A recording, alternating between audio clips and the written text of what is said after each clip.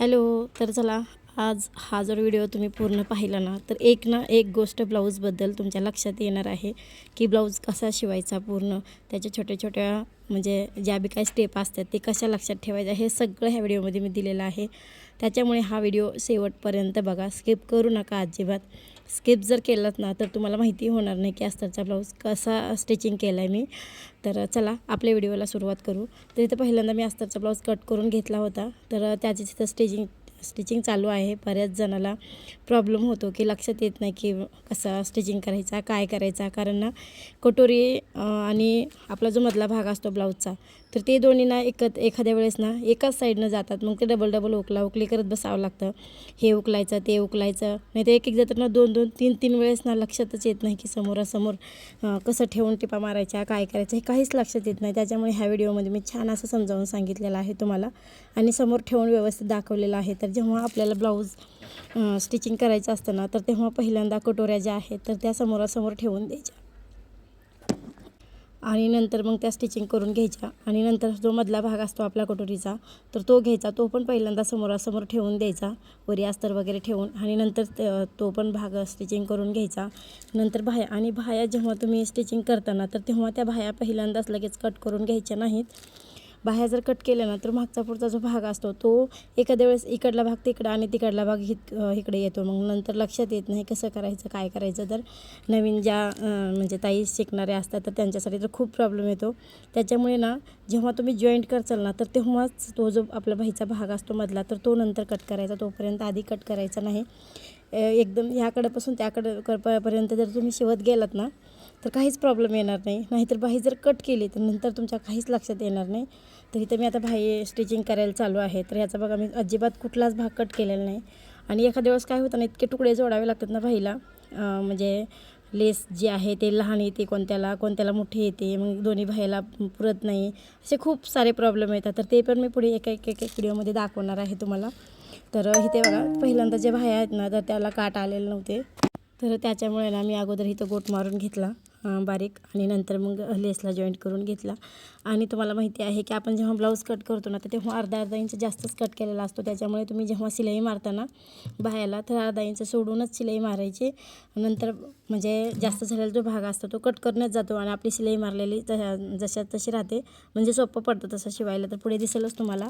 तर इथे बघा पुढचा खोलगटा भाग आणि पाठीमागला उंच जो भाग असतो तर तो समोरासमोर आला आहे. तुम्ही जर कट केला असतं तर तसं समोरासमोर आलं नसतं. प्रॉब्लेम खूप सारे आले असते तुम्हालासुद्धा.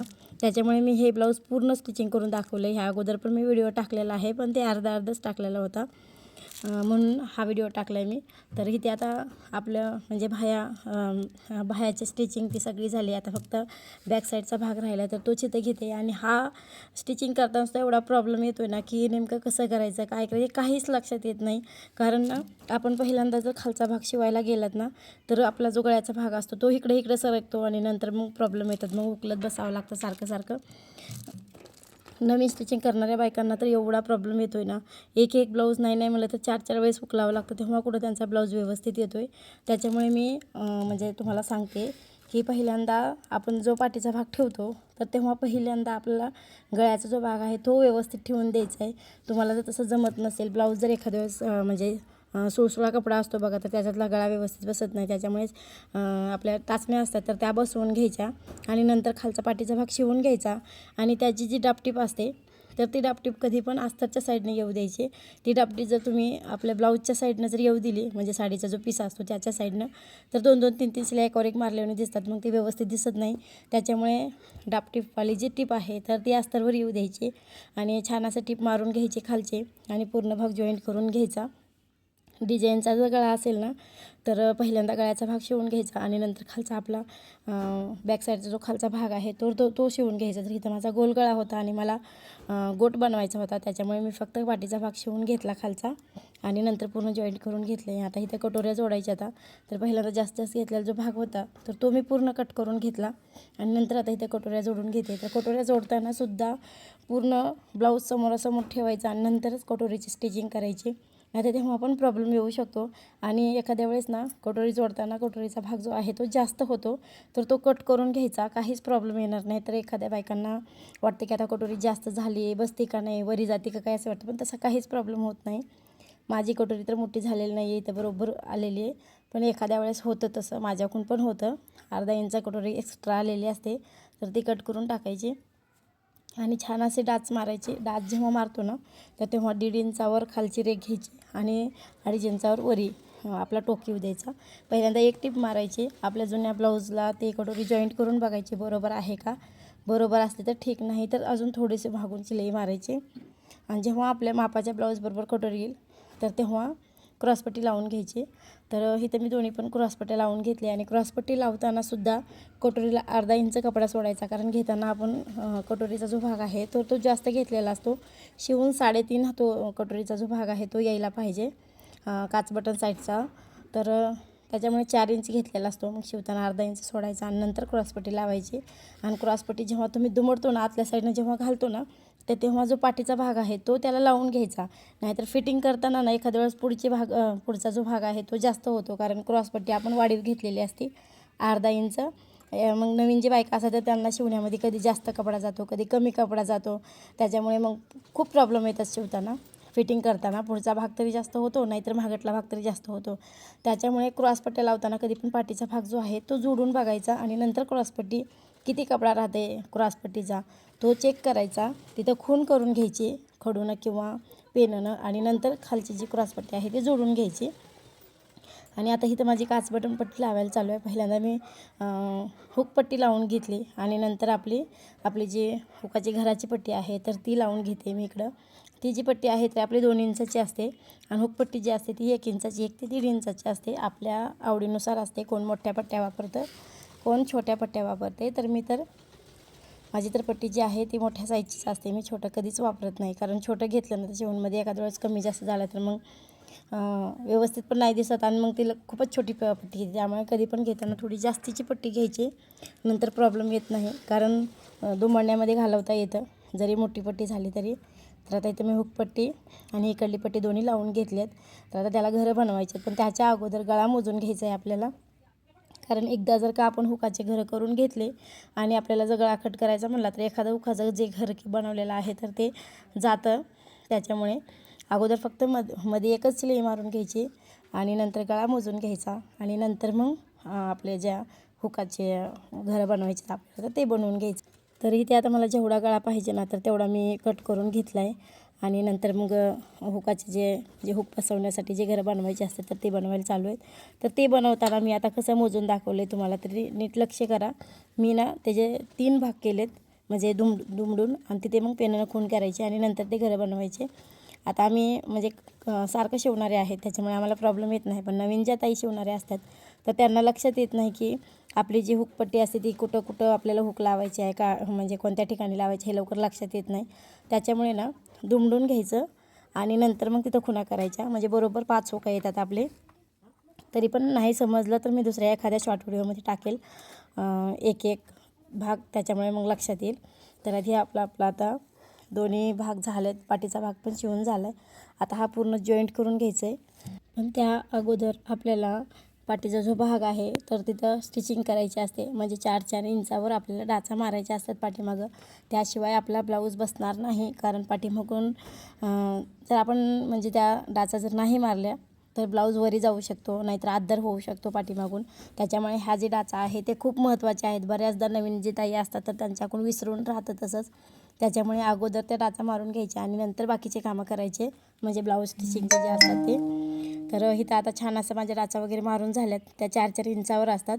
मधला भाग पण 4-4 इंचावर घ्यायचा आणि वरी पण 4 ते 4.5 इंचापर्यंत घेतला तरी चालतं. तर आता इथे मोंड्याचा जो भाग आहे तो जॉईंट करून घेते मी आणि मोंड्याचा भाग झाल्याच्या नंतर मग आपल्याला बाह्याची स्टिचिंग करायची असते. तर दोन्ही भाग जे आहेत आपले मोंड्याचे ते लावून घेतले. त्यांना आता गळ्याचा गोट बनवायचा आहे, म्हणजेच पायपिंग करायची आहे. आता त्याच्यासाठी इथं मी अगोदर पुढचा जो गळा आहे दोन्ही साईडचा तर तो मोजून घेते. एक साईडचा जो गळा आहे तो आपला मोठा असतो आणि एक साईडचा गळा छोटा असतो. त्याच्यामुळे दोन्ही साईडचा भाग आपल्याला मोजून घ्यायचा आहे आणि नंतरच गळ्याचा गोट करायचा आहे. आणि काच बटन पट्ट्या ज्या असतात त्या दोन्ही बरोबर आहेत की नाही हे एकदा चेक करायचं आणि नंतर आपली गळ्याची जी पट्टी असते तर ती लावायला घ्यायची. तर सगळं चेक करूनच, नाहीतर एखाद्या वेळेस एक पट्टी मोठी आणि एक पट्टी लहान होते. नंतर आपण जेव्हा पायपिंग करतो ते तेव्हा काहीच करता येत नाही, तेवढं उकलत बसावं लागतं. त्याच्यासाठी सांगते की अगोदर पूर्ण चेक करायचं आणि नंतर गळ्याचा गोट बसवण्यासाठी रेडी व्हायचं. तर इथं आता मी पूर्ण चेक करून घेतले आणि नंतर इथं पट्टी बसवते. 1 इंचाची पट्टी घेतली होती मी. पहिल्यांदाच पट्टी जॉईंट करून त्याला गोट वगैरे मारून ठेवला होता. पायपिंग कशी करायची हे सेपरेट मी दाखवेल एखाद्या शॉर्ट व्हिडिओमध्ये, कारण ह्याचे मोठे मोठे व्हिडिओ होत नाहीत. एकेका म्हणजे जिथं तुम्ही अडखळताल ना, तर त्या ठिकाणी जर कमेंट करून सांगितलं असतं, तेवढे छोटे छोटे व्हिडिओ जर केले ना तर लवकर लक्षात येतं. त्याच्यामुळे सांगते की कमेंट करून सांगा की कोणता भाग तुम्हाला समजला नाही आहे शिवताना. तर आता माझी पायपिंग करून झाली, म्हणजे पूर्ण जॉईंट करून घेतले. आधी जो आपली पट्टी असते तिला मी ब्लाऊजला लावून घेतली आणि नंतर गोट करायचा. आणि जेव्हा आपल्याला गोट मारायचा असतो ना, तर तेव्हा जी आपण शिलाई मारलेली असते ना ती वरच्या बाजूला जाऊ द्यायची असते, म्हणजे आपल्या गोटामध्ये पूर्ण घालायला पाहिजे.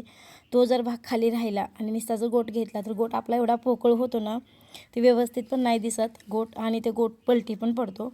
त्याच्यामुळे तसं होऊ द्यायचं नाही. नवीन जेव्हा आपण शिवतो ना तर तेव्हा गोट लवकर येत नाही. आपल्याला कमीत कमी 5-10 वेळेस तरी ट्राय करावा लागतो. तर आता बघा इथं माझी पायपिंग चालू आहे. त्यासाठी तुम्ही बघू शकता की माझा एक हात जो आहे तो अलीकडले ब्लाऊजला आहे, कारण अंगठ्यानं ना खालचा जो भाग आहे तो मी वरच्या साईडला घालवते आणि नंतर एका हातानं वरचा जो आपण गोटासाठी कपडा वापरला होता तर तो त्याच्यावरून घेतलेला आहे. तो निवांत जवळून दाखवावा लागतो, तेव्हा लक्षात येतं. तरी पण मी शॉर्ट व्हिडिओ टाकते, आताच म्हणले तुम्हाला. तर इथं माझी छान अशी पायपिंग होते. आता पूर्ण झाल्याच्यानंतर दाखवेल. आणि ही सगळं लाल लाल ब्लाऊज आहे, त्याच्यामुळे लवकर लक्षात येत नाही आहे, कारण कॅमेरा मी थोडासा लांब ठेवला होता. जवळ असतं ना तर जवळून बघता आलं असतं व्यवस्थित असं, पण हा मोबाईल लांब ठेवला होता त्याच्यामुळे एवढे व्यवस्थित दिसत नाही आहे. तर असो, चला आता आज आपला व्हिडिओ कसा वाटला नक्की सांगा. व्हिडिओ आवडला असेल तर व्हिडिओला एक लाईक नक्की करा आणि व्हिडिओला सबस्क्राईब करायला विसरू नका. म्हणजे तुम्हाला जे पण काही व्हिडिओ पाहिजे तर त्याची जी लिंक आहे ते तुम्हाला तुमच्या मोबाईलवर पडून जाईल, तेव्हा तुम्हाला तो ब्लाऊज भेटेल म्हणजे तो व्हिडिओ भेटेल लगेचच. तर असो, चला आता माझी पायपिंग वगैरे झाली आणि आता आपलं मेन पॉईंट राहिलं आहे तो म्हणजे आपली बाह्याची स्टिचिंग. पण त्याच्या अगोदर त्याचा पण बराच कुटाणा आहे. लगे काही आपण घेतले आणि शिवलं असं होत नाही, कारण त्याच्या पण आपल्याला बाह्या ज्या आहेत तर त्या मोजून बघाव्या लागतात. तर बघा तुम्हाला मी इथं गोट दाखवते जवळून, पण पूर्ण लाल लाल असल्यामुळे एवढं लक्षात येत नाही. गोट जर वेगळ्या कलरचा असता ना तर लवकर लक्षात आला असता, त्याच्यामुळे लक्षात नाही येत लवकर. तर आत्ता बघा पूर्ण शिवून झालं आहे आपलं ब्लाऊज. आणि बाह्या अगोदर मी इथं मापाचं जे ब्लाऊज आहे ते घेतलं आहे, पलटी केलं आहे ते ब्लाऊज जे आहे ते, आणि पलटी करून मग बाह्याचं माप घ्यायचं आपल्याला. तर आता इथं छान अशा बाह्या मोजून घेते मी. तर बघा बरोबर आलेत की नाही खालून वरून, आणि जेवढा भाग जास्त झाला आहे तर तेवढा भाग पेनानं खून करायचा. म्हणजे जेव्हा आपण बाहीला स्टिचिंग करतो तर तेव्हा लक्षात येतं की आपल्याला शिलाई नेमकं कुठून मारायची आहे, कारण काढताना आपण बाह्याचा आकार जास्त घेतलेला असतो, त्याच्यामुळे नंतर व्यवस्थित असं मापून मोजून घ्यायचं असतं. नाहीतर मग बाही एक लांब आणि एक आखूड होते, नाहीतर मग लांबच बाह्या होतात जेवढ्या आहेत तेवढ्या, नाहीतर नाही एखाद्या वेळेस आखूड पण बाह्या होऊ शकतात.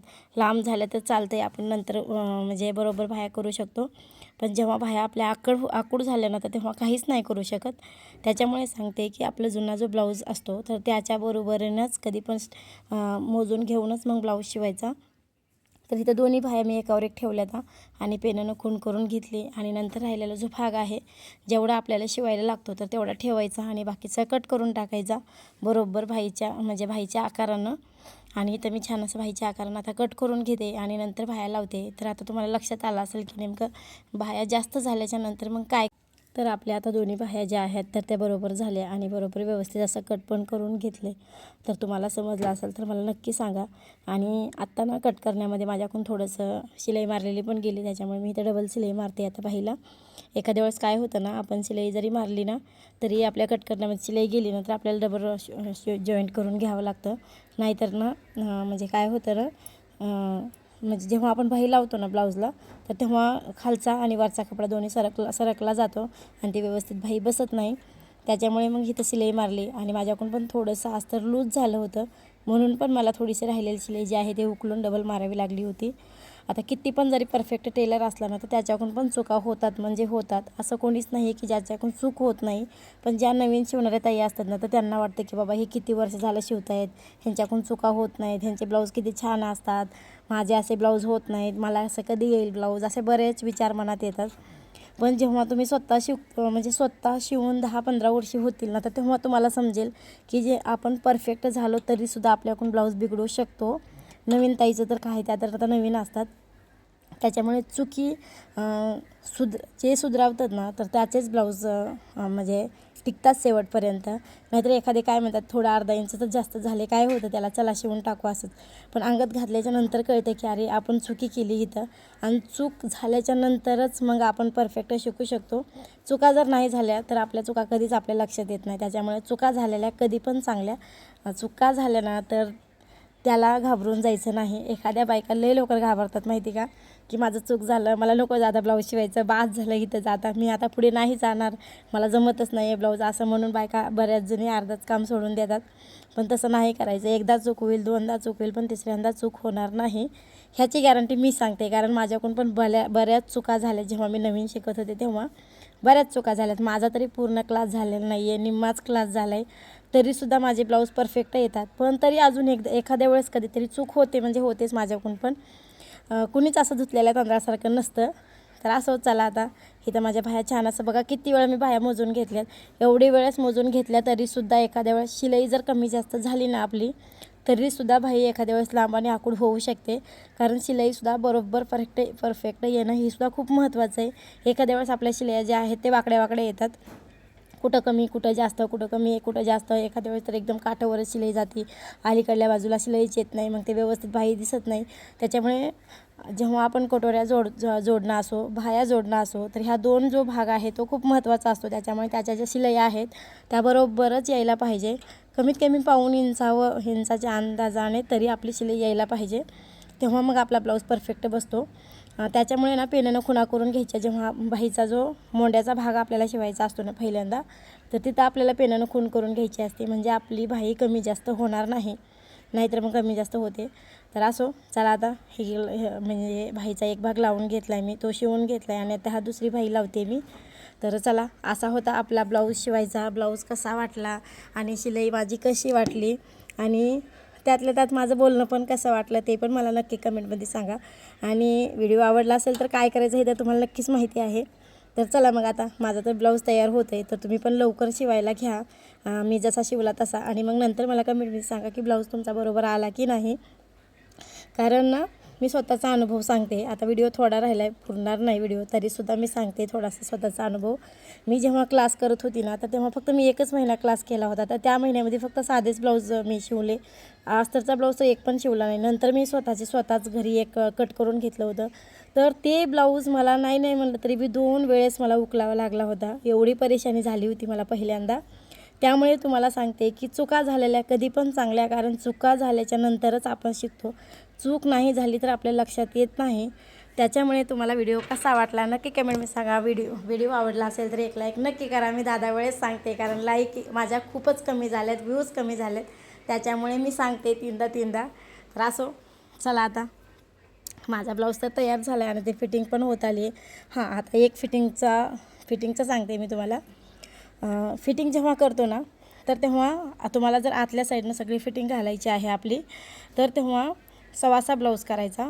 सव्वासा ब्लाऊजनं एकदम काटानं शिलाई मारायची अगोदर एक, आणि नंतर पलटी करायचा ब्लाऊज. आणि ब्लाऊज पलटी केला ना, तर अगोदर एक शिलाई मारून घ्यायची, ती पण काटाकडूनच मारायची, एकदम काटानंच, जास्त मधून मारायची नाही. कारण एखाद्या वेळेस मधली ज्या माया असते तर ती कमी घेण्यात येते, एखाद्या वेळेस जास्त घेण्यात येते. त्याच्यामुळे सांगते की पहिल्यांदा ज्या 2 शिलाई असतात तर त्या काटावरच मारायच्या, आणि नंतरच मग ब्लाऊजला ब्लाऊज लावून खुणा करून घ्यायची, आणि नंतर बाकीची फिटिंग करायची. अगोदर कधीच जास्तीची फिटिंग घ्यायची नाही. जास्ती जर फिटिंग घेतली ना तर तुम्हाला उकलत बसावं लागेल, त्याच्यासाठी सांगते मी. तर इथं पहिल्यांदा बाहीला एक खूण करून घेतली, काखेमध्ये एक खूण करून घेतली, आणि नंतर इथं खाली पोटाला एक खूण करून घेतली. तर त्याच्यावरून एक शिलाई मारली ना, तर आपल्या ब्लाऊजची फिटिंग पुन्हा मोजायचीसुद्धा गरज लागणार नाही, एवढी मी गॅरंटी देते तुम्हाला. तर चला, आता माझा ब्लाऊज होत आला आहे. आता बाय. श्री स्वामी समर्थ.